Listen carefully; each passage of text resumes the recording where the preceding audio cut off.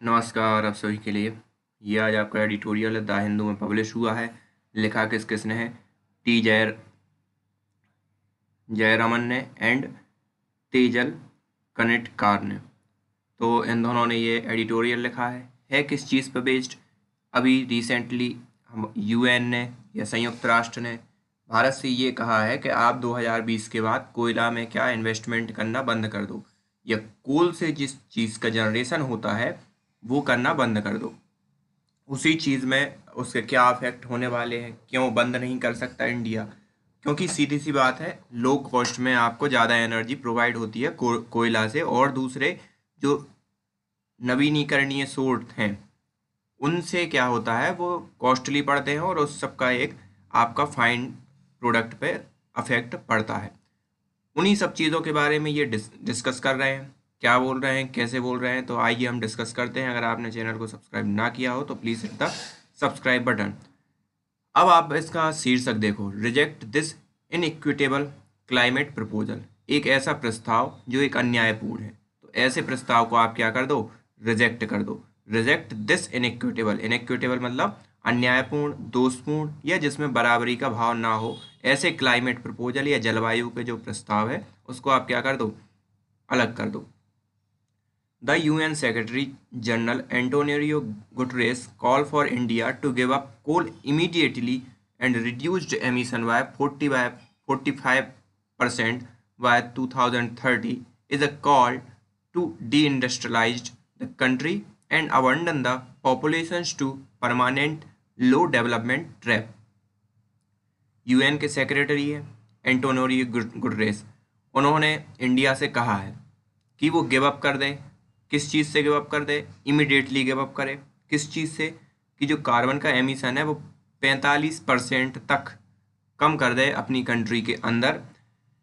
और इसका डायरेक्ट या इनडायरेक्ट रूप से मतलब यही है कि वो डी इंडस्ट्रियलाइज कर दे अपनी इकोनॉमी को। मतलब जो इंडस्ट्रीज़ हैं उन सबको क्या कर दे? अलग थलग कर दे, उन सब का खात्मा कर दे। क्योंकि हमारी जो इकोनॉमी है मोस्टली किस पे बेस्ड है? कोयला पर ही बेस्ड है। तो वो इनडायरेक्टली क्या कह रहे हैं कि कार्बन का एमिशन कम करने से किस पर असर पड़ेगा? इंडस्ट्रीज़ पर। और इंडस्ट्रीज़ क्या हो जाएंगी? बंद हो जाएंगी।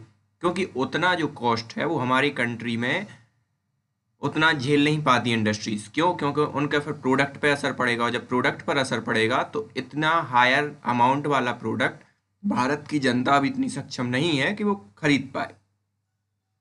तो परमानेंट लो डेवलपमेंट ट्रैप। और इनका मतलब ये है कि पॉपुलेशन, जो इतनी बड़ी पॉपुलेशन है उनको छोड़ दो ऐसे जैसा है उनके हाल पे, और उनको एक लो डेवलपमेंट ट्रैप मतलब कम विकासशील या विकसित जाल में फंसा के रख दो। जैसे कि वेस्ट इंडीज़ या दूसरी अफ्रीकन कंट्रीज़ की हालत है इस टाइप से। Piling on the pressure, piling on the pressure. Piling on the pressure मतलब दबाव डालना, प्रेशर पे भी जमा इकट्ठा हो जाना। In an extra ordinary move in climate diplomacy. Climate diplomacy मतलब ये डिप्लोमेसी समझ लो, क्लाइमेट मतलब जलवायु की जो डिप्लोमेसी हो रही है, ये एक और एक्स्ट्रा ऑर्डिनरी मूव है। उसमें मिस्टर गुटरेस क्या कर रहे हैं? Delivering the Darwis Seth Memorial Lecture on 28 at the Energy and Resource Institute in New Delhi called on India to make no new investment in coal after 2020। 2020 के बाद आप ये एक मेमोरियल में भाषण अपना दे रहे थे जलवायु पर। तो उसी पर जलवायु पर भाषण देते हुए उन्होंने इंडिया से कहा कि आप 2020 तक क्या करो? कोई भी इन्वेस्टमेंट ना करो कोल के सेक्टर में या जो भी है उसमें। Superficially framed as even-handed appeal to all G20 nations, it was in reality a deliberate setting aside for foundational principle of the United Nations Framework Convention on the Climate Change that distinguishes sharply between the responsibility and commitment of developed countries vis-a-vis those of developing countries। तो यहाँ पर जो superficially मतलब अल्पज्ञता से, या उन्होंने इस हिसाब से शो किया कि जैसे उन्हें कुछ मालूम ही ना हो, और इसको ऐसे फ्रेम किया बिल्कुल निष्पक्ष तरीके से कि उन्होंने ये अपील किससे, पूरी की पूरी G20 नेशन से करी है। लेकिन इट वाज इन रियलिटी, वास्तविकता ये थी कि उन्होंने deliberate setting aside of the foundation principle of United nation framework, और उन्होंने जानबूझकर उन सबको अलग थलग किया जो भी फाउंडेशन प्रिंसिपल थे UNFCCC के, जो कि डिस्टिंग्विश करते हैं, बहुत ही मतलब भेदभाव का कारण बनते हैं किस किस के बिटवीन, जो विकसित देश हैं, मतलब जो रिस्पॉन्सिबिलिटी और कमिटमेंट, रिस्पॉन्सिबिलिटी मतलब जिम्मेदारी, और जो कमिटमेंट है मतलब उस चीज़ को करने के मतलब प्रति अ, वो होना, कमिटेड होना, और डेवलप्ड कंट्रीज और दोज डेवलपिंग कंट्री, मतलब जो सेटिंग है, जो जिस हिसाब से व्यवस्था है उनकी UNSC की, उन सबको क्या कर दिया इनने, दरकिनार कर दिया। जबकि उस व्यवस्था में ये है कि जो डेवलपिंग कंट्रीज हैं उन पर ज़्यादा भार लादा जा रहा है बजाय किसके, जो डेवलप्ड कंट्री हैं उनके।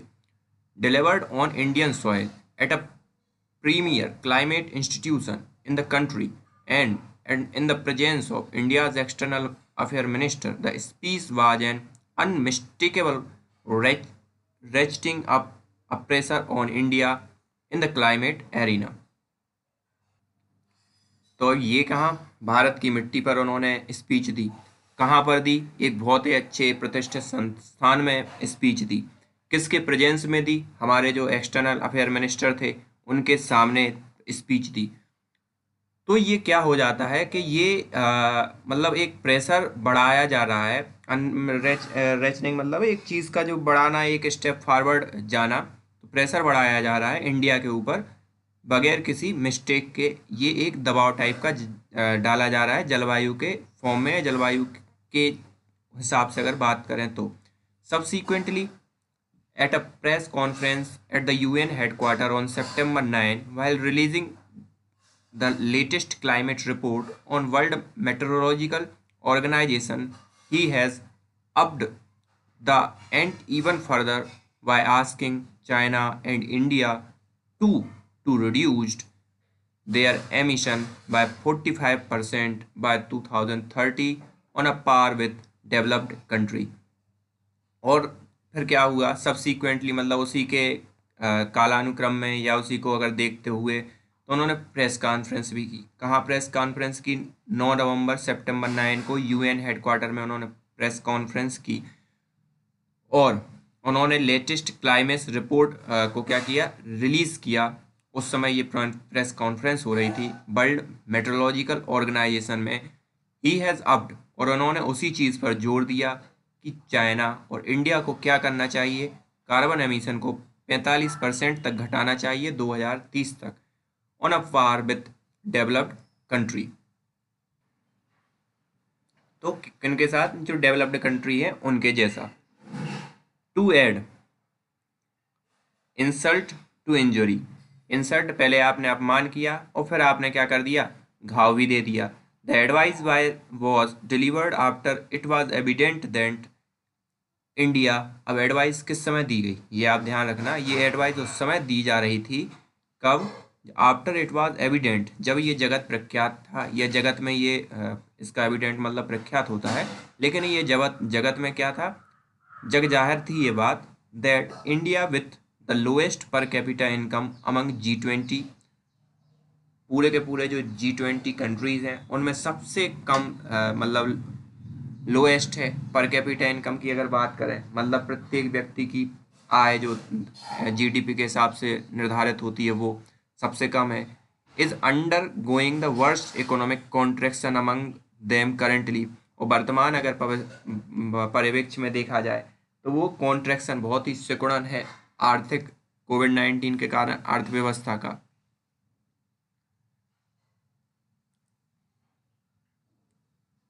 Whose long term impact is very unclear, और जो अर्थव्यवस्था की वर्तमान स्थिति है उसका लंबे समय में क्या परिणाम होने वाला है वो भी अभी क्या है, अनक्लियर है।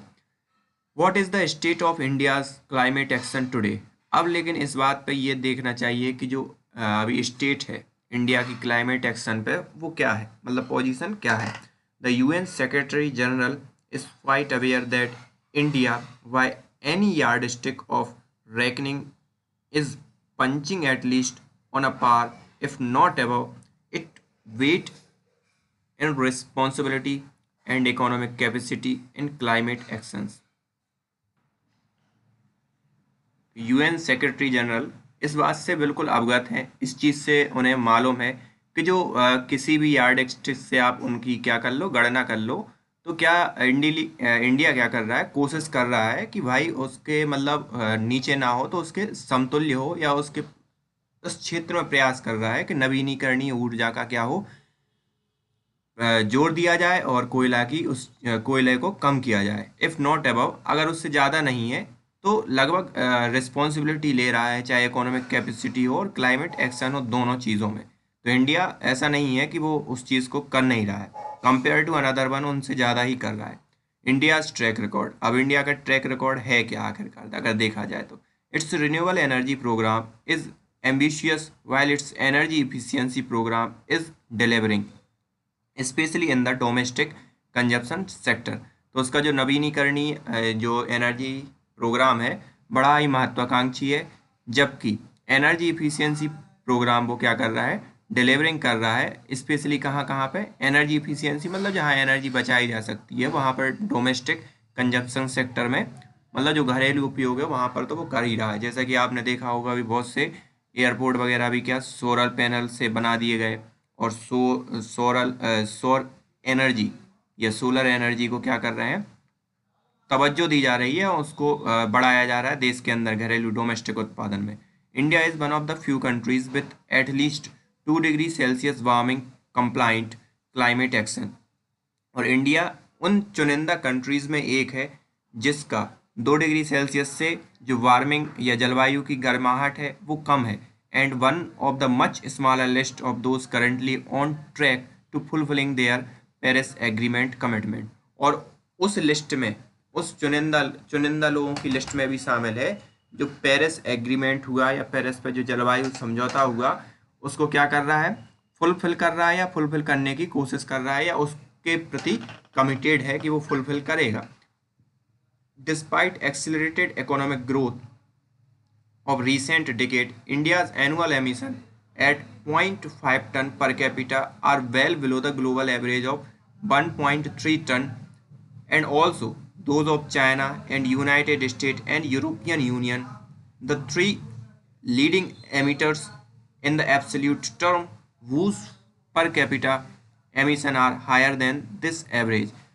अब इन सब को छोड़कर कि जो मतलब डिस्पाइट एक्सिलरेट मतलब इतना सब मतलब इंडस्ट्रियलाइज होने के बाद भी जो रिसेंट डिकेट्स में देखा गया है कि जो इंडिया ने अपनी इकोनॉमिक एक्टिविटी बढ़ाई है, इंडस्ट्रियलाइजेशन पर जोर दिया है, इन सब के होने के बाद भी इंडिया की जो एनुअल एमिशन है वो कितनी है, 0.5 टन पर कैपिटा है, जो बहुत ही कम है। जो ग्लोबल लेवल क्या है 1.3 टन पर कैपिटा, उससे बहुत कम है। और ऑल्सो चाइना और यूनाइटेड स्टेट और यूरोपियन यूनियन जो हैं, जो 3 लीडिंग एमिटर हैं इस टर्म में, उनका per capita emission higher than है ग्लोबल एवरेज से। In term of cumulative emission, अगर क्यूमुलेटिव मतलब पूरा का पूरा मिला जुला अगर एमिशन देखा जाए कार्बन का, तो वो क्या है, India contributed by 2010 by only 4% for a population of 1.3 billion, मतलब 1.3 अरब लोगों के लिए उसने सिर्फ 4% का ही पार्टिसिपेशन है पूरे ग्लोबल लेवल पे अगर देखा जाए।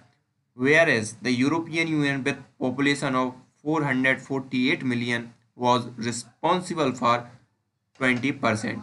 और अगर लेकिन आप यूरोपियन यूनियन की बात करें तो जिसकी 448 मिलियन, 1000 मिलियन मतलब 1 बिलियन होता है, तो जिसकी 448 मिलियन है वो कितने के लिए रिस्पॉन्सिबल है, 20 के लिए। आप सोच लो 16 का अंतर है। तो मतलब इंडिया बहुत ही अच्छा कर रहा है इनके according.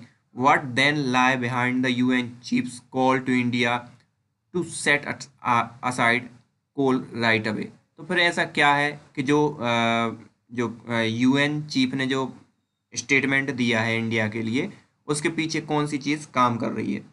The UNFSC itself reported that between 1919 2017 the developed nation have reduced their annual emission by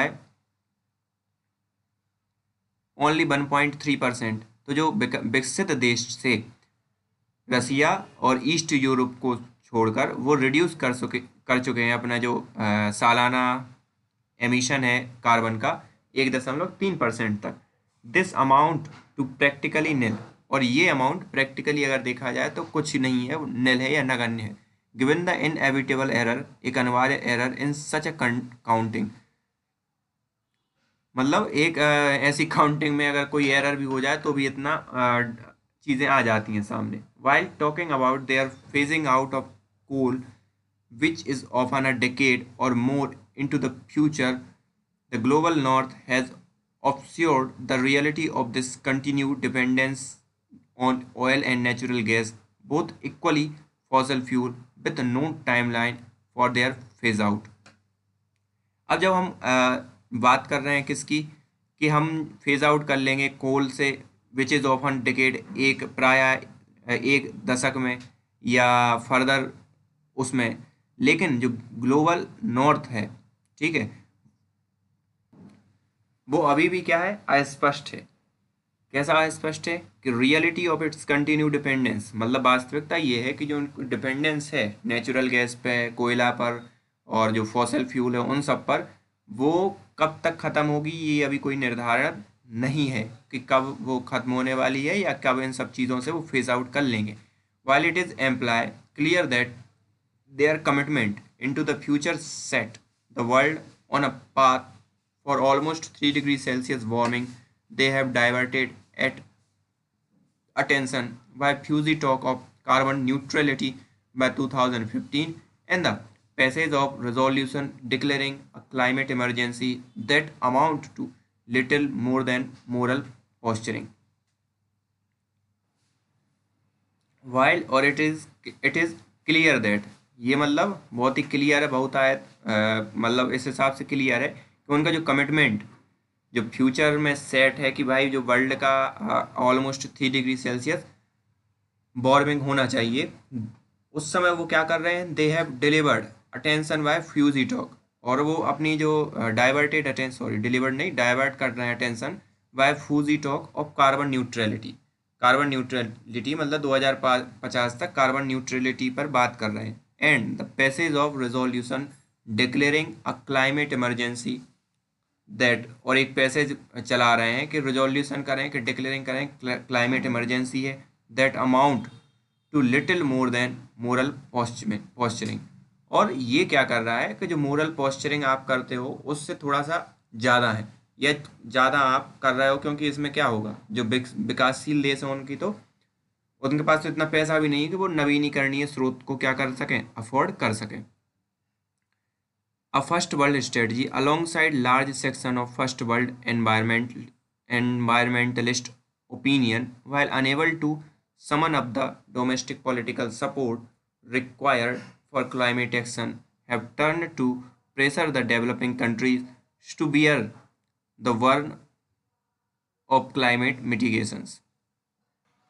तो जो शुरुआत के जो मतलब एनवायरमेंटलिस्ट या जलवायु परिवर्तनविद हैं, उनके जो ओपिनियंस हैं, while unable to summon up, जो डोमेस्टिक पॉलिटिकल सपोर्ट जिनको नहीं मिला, वो अब किसकी तरफ मुख कर चुके हैं, विकासशील या हाँ विकासशील देशों के ऊपर, कि भाई वो क्या करें, आघात करें अपने क्लाइमेट मिटिगेशंस को, और उनसे क्या करें, फॉलो करवा रहे हैं। Their strategy include the demonizing of the coal mining and coal-based power generation, promoting claim that immediate climate mitigation would miraculously lower domestic inequality and ensure climate adaptations, promoting third world natural resource as an active site of mitigations and not adaptation, and promoting theories of degrowth or the neglect of the industrial and agriculture productivity for the pursuit of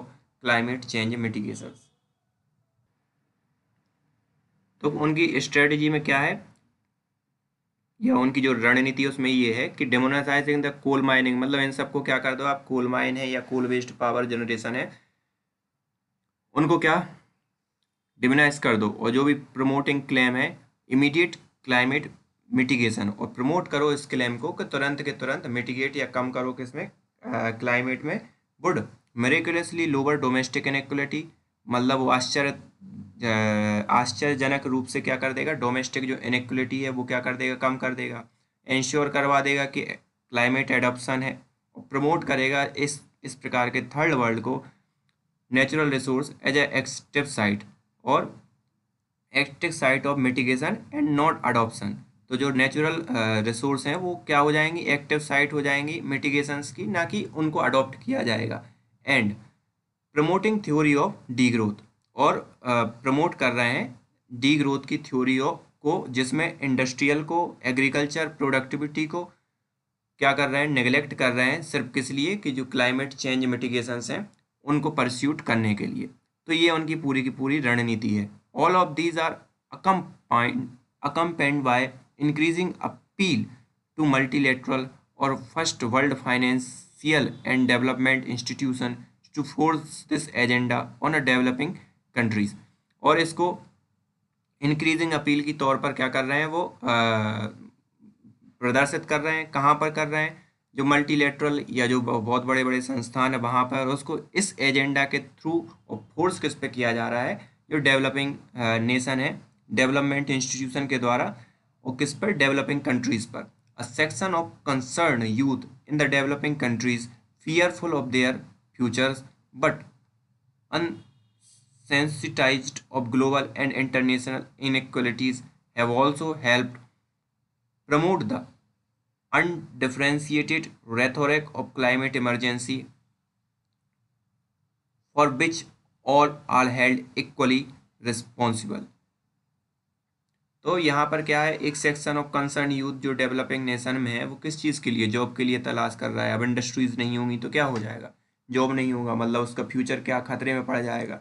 but अनसेंसिटाइज to global, लेकिन वो अनसेंसिटाइज है किसका, global और international inequalities का। Have also help, और इससे वो क्या कर रहा है, प्रमोट कर रहा है undifferentiated rhetoric climate emergency for all and equally responsible. मतलब जो यूथ है वो अगर इन सब चीज़ों के बारे में कंसर्न या चिंता नहीं कर रहा है, या इन सब बात के बारे में नहीं कर रहा है, तो वो भी बराबर का भागीदार है। और इन सब के लिए जो अनइक्वली ट्रीट किया जा रहा है चीज़ों को, और एक क्लाइमेट इमरजेंसी टाइप की चीज़ थोपी जा रही है, उन सब के लिए यूथ भी क्या है, जिम्मेदार है। The current incumbent of post of UN secretary general has embraced this strategy almost fully. और जो वर्तमान में यूएन सेक्रेटरी है वो दिस स्ट्रेटजी को क्या है, एम्ब्रेस कर चुके हैं completely, almost fully. Tellingly he has rarely if indeed ever called out the US for its withdrawal for the Paris agreement. और ये रेयरली, मतलब उन्होंने ये ऐसा रेयर ही किया हो कि कभी भी उन्होंने यूएस के लिए इस बात के लिए कहा हो कि उसने जब पेरिस एग्रीमेंट से अपना हाथ या पुल आउट कर लिया तो उनके बारे में कुछ कहा हो यूएस के बारे में। Called out of European Union nation for their long term reliance on the gas and oil while hiding behind their overwhelming rhetoric focus on coal. और या फिर यूरोपियन यूनियन से कहा हो कि जो लंबे समय तक कोल पर ही डिपेंड रहने वाले हैं, और उसी पर ही रेथोरिकली तो ये बोल रहे हैं, लेकिन छुपा रहे हैं चीज़ों को कि कोल पे बेस्ड नहीं है, और ये सब चीज़ें उनसे कभी कहने की हिम्मत हुई हो। He has been promoting the agenda of carbon neutrality by 2015 as a national level goal applicable to all without any reference to global and international equity and the principle of common but differentiated responsibility in climate action. अभी ये क्या कर रहा है कि इस agenda को तो इक्वली प्रूव कर रहा है, लेकिन जो रिस्पॉन्सिबिलिटी है उनको डिफरेंशिएटेड कर दिया है। मतलब जो क्लाइमेट एक्शन की जो रिस्पॉन्सिबिलिटी, जिम्मेदारी है, उनको क्या कर दिया, डिफरेंशिएट कर दिया। कैसा कि जो विकासशील देश हैं तो उन पर जिम्मेदारी ज़्यादा डाल दी है भाई क्लाइमेट एक्शन की, और जो विकसित हैं उनको ज़्यादा कुछ बोल नहीं रहा। With this willful neglect of the core principle of the climate convention and extreme demand that the developing world cannot satisfy, the UN Secretary General risk unraveling even the Paris Accord unsatisfactory as it is।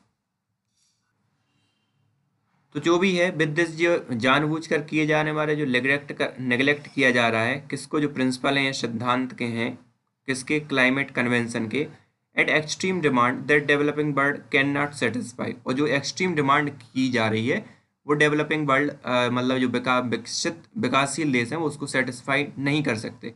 The UN secretary general risk unravelling, और जो US secretary के जो general हैं वो risk unravelling even Paris accord unsatisfactory at is.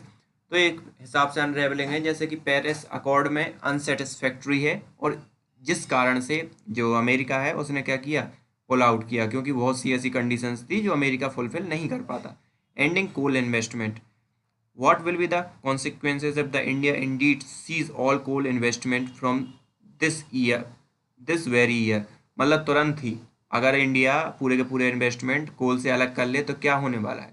Currently roughly 2 gigawatt of coal based generation is being decommissioned per year, which imply that by 2013 India will have only 184 gigawatt of coal based generation। तो अब वर्तमान में रफली 2 gigabyte of coal based generation is being decommission, मतलब decommission हो रहा है per year. और ये स्पष्ट करता है कि India will have only 184 gigabyte coal based generation होगा 2030 तक, but meeting the 2030 electricity consumption target 1580 to 1660 unit पर पर्सन पर year, based on the continuation on the slight increase of the current decadal growth rate, will require anywhere between the 650 gigabyte to 750 gigabyte of renewable energy। लेकिन इन सब के लिए आपको 650 से 750 तक की गीगाबाइट की एनर्जी की ज़रूरत होगी, जबकि अगर ऐसा वो करता है इंडिया तो उसकी 2030 तक सिर्फ 184 गीगाबाइट ही बचेगी, और रिक्वायर उसकी जो कंजप्शन है वो कितनी बढ़ जाएगी, 1580 से 1660 तक। Unlikely the developed nation India can not substitute coal subsequently by oil and gas, and despite some wind potential, a huge part of this growth need to be come from solar। तो इसमें क्या है, India मतलब can मतलब substitute नहीं कर सकता अभी कोल का, जो कि ऑयल है, गैस हुआ, इन सब से, या कुछ जो विंड पोटेंशियल है, या जो वायु से चलने वाली पवन चक्कियों उनके द्वारा, और huge part of this growth need to come from solar. और इसका जो बहुत सा पार्ट है वो कहाँ से, सोलर से आएगा, लेकिन वो अभी इतना नहीं कर पाएगा कोल का के सब्स्टिट्यूट बना ले। None of this will really drive industries particularly manufacturing, since renewables at best can meet residential consumption and some part of the demand from the service sector। तो जो रिन्यूएबल एनर्जी है वो इंडस्ट्रीज़ के लिए अभी उतनी वायबल नहीं है। क्यों? क्योंकि उसमें डोमेस्टिक तो आप बल्ब वगैरह जला सकते हो, या कुछ पार्ट में सर्विस सेक्टर में जैसे चार्जिंग आर्जिंग हो गया आपका, ये सब तो कर सकते हो, लेकिन आपको इंडस्ट्रीज़ में बहुत ही अमाउंट में आपको पावर की डिमांड रहती है, वो चीज़ें फुलफिल नहीं कर सकती। Currently, manufacturing growth powered by fossil fuel based energy itself a necessity, both technological and economic, for the transitions to renewables। और जो वर्तमान में जो मैन्युफैक्चरिंग ग्रोथ है वो किसके द्वारा, फॉसिल फ्यूल के द्वारा, फॉसिल फ्यूल के द्वारा ही चल रही है। और जो भी आप इसमें रिसर्च करोगे कि आपको रिन्यूएबल एनर्जी के लिए जो भी कंपोनेंट बनेंगे, या जिस चीज़ की टेक्नोलॉजी की आप खोज कर रहे हो, उसमें भी आपको इस चीज़ की ज़रूरत पड़ने वाली है, कोल वाले, मतलब इस टेक्नोलॉजी के जनरेशन या इस चीज़ कंपोनेंट में भी, मतलब रिन्यूएबल एनर्जी के कंपोनेंट में भी आपको कोल की ज़रूरत पड़ेगी। Whether providing 70 to 80% of all generation capacity in possible through renewable depend. तो क्या है, वेदर 70 to 80% जो ऑल जनरेशन कैपेसिटी है इस पॉसिबल हो पाएगी क्या, through renewable depends critically on. तो ये पूरा का पूरा किस पर डिपेंड होगा, technology development including the improvement in the efficiency of conversion of energy. Efficiency मतलब कि जो आपका जो सोलर पावर है उससे आप उस सोलर एनर्जी का एक फिक्स अमाउंट में, एक या सिग्निफिकेंट अमाउंट में आप उसको किस में कन्वर्ट कर पाओ, इलेक्ट्रिसिटी में। तो वो conversion energy from source to into electricity in the management of the corresponding electricity grid as well as the advance in shortage technology। और साथ ही साथ एडवांसमेंट भी करना पड़ेगा आपको कि जो आप स्टोरेज कर पाओ इन सब टेक्नोलॉजी का, बिजली का, इन सब चीज़ों का। तो ये सब चीज़ें अभी ध्यान देने वाली बात है। But since the Copenhagen accord single the end of legally binding commitment to emission reducing by the developed countries, technology development in the climate change mitigation technology has registered a significant fall। तो अब जैसा कि Copenhagen accord में ये single दिया गया था या इस चीज़ पर महत्ता दी गई थी कि end of legally binding commitment to emission reduce, कि भाई जो लीगली बाइंडिंग जो कमिटमेंट है उसको, मतलब जो लीगली उसकी वैधता को क्या कर दिया जाए, खत्म कर दिया है। But by developed Nations, developed country, technology development climate change mitigation has registered a significant fail. तो मतलब जो डेवलप्ड नेशन है उन्होंने ये मांग की थी कि हमें आप जो बंदिश है कि मुझे इसने, मैंने अगर इस हस्ताक्षर पर साइन कर लिए तो मुझे ऐसा करना ही होगा, इसमें छूट दी जाए। और उस समय से ये भी देखा गया है कि भाई सिग्निफिकेंटली फेल हुआ है नवीनीकरणीय स्रोतों या उनके इन्वेंशन को देखा जाए या उनके जो भी टेक्नोलॉजिकल इन्वेस्टमेंट नहीं, टेक्नोलॉजिकली आविष्कार हुए उनमें बहुत ही कमी देखी गई है, एकदम से कम हुए। Annual filling of the patent so the mark decline raising between the 30 to 50% or more from 2009 to 10 to 2017 across the all subsector and across all developed countries without exception। और इनमें भी कंटिन्यूसली डिक्लाइन हुआ है। और ये generally कितने 30% से 50% तक जो पेटेंट होते हैं इनोवेशन के उसमें डिक्लाइन हुआ है। The exception is China which has rising trend in select areas.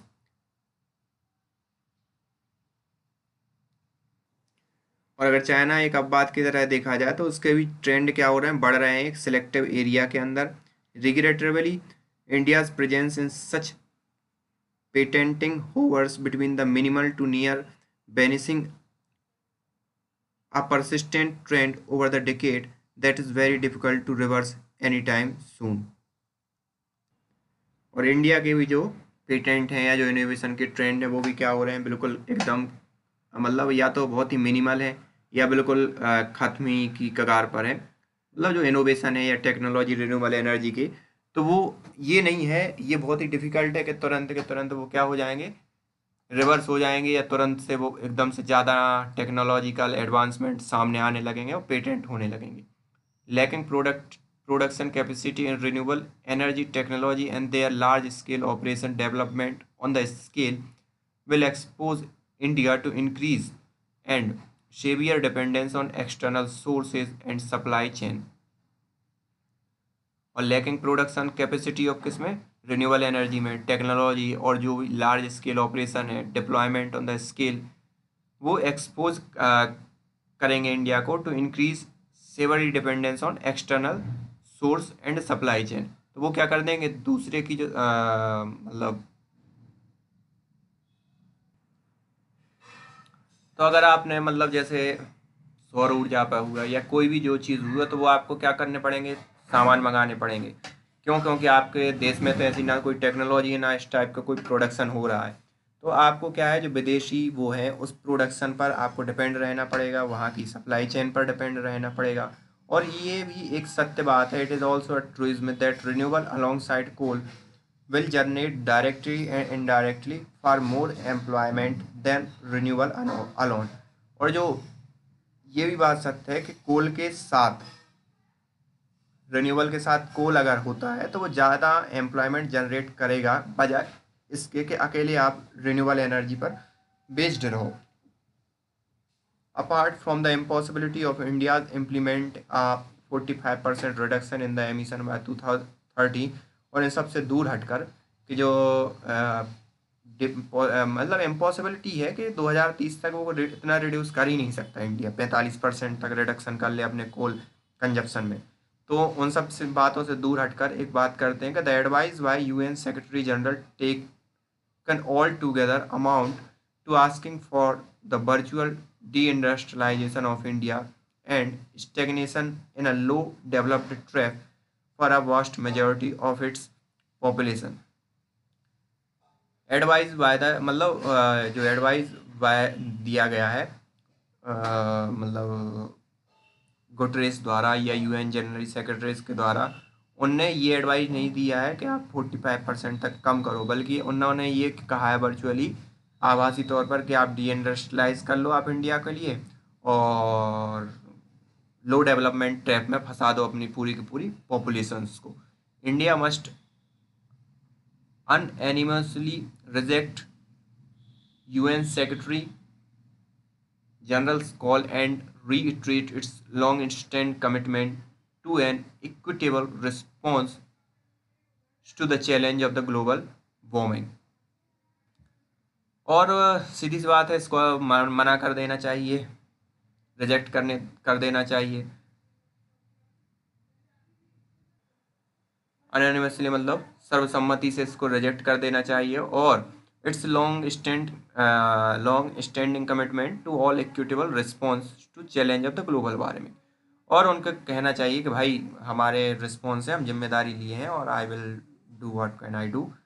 So thank you for your मतलब कॉल, और ये सब कह के उनको राम राम कह देनी चाहिए. सो टोटल बात यही थी. So this is the end of today's editorial. So thank you for